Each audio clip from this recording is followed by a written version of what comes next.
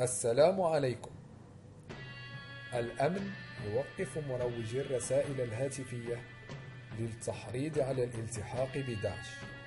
هكذا عنونت جل الصحف الإلكترونية المغربية على هذا الحدث.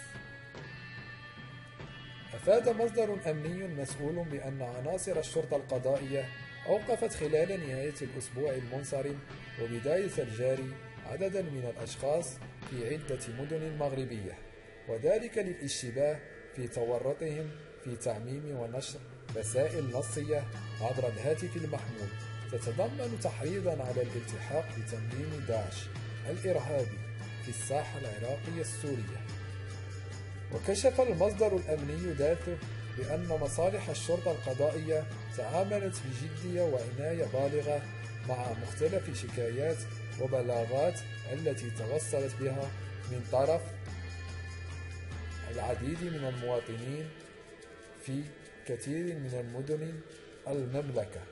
ووفق المصدر عينه، أكد هؤلاء المواطنين أنهم توصلوا برسائل نصية على هواتفهم المحمولة تطالبهم بالالتحاق بتنظيم داعش في مختلف أماكن التوتر عبر العالم، وهو مقتضى إجراء أبحاث قضائية أشرفت عليها النيابات العامة المختصة في الحالة.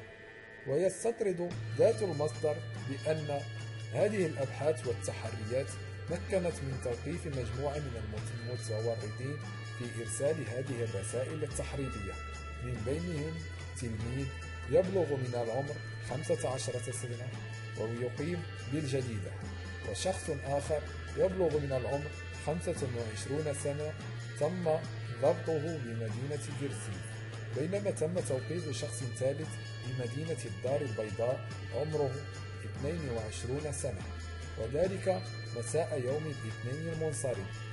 ويواصل فريق من المحققين القيام بهذه الأبحاث والتحريات في مجموع التراب الوطني لتحديد مصدر هذه الرسائل التحريضية، والتي يتم التعامل معها قانونا على أنها تحريض وإشادة بأعمال إرهابية، على الرغم من أن بعض يدعى بأن نشرها هو من باب التسلية أو المزاح.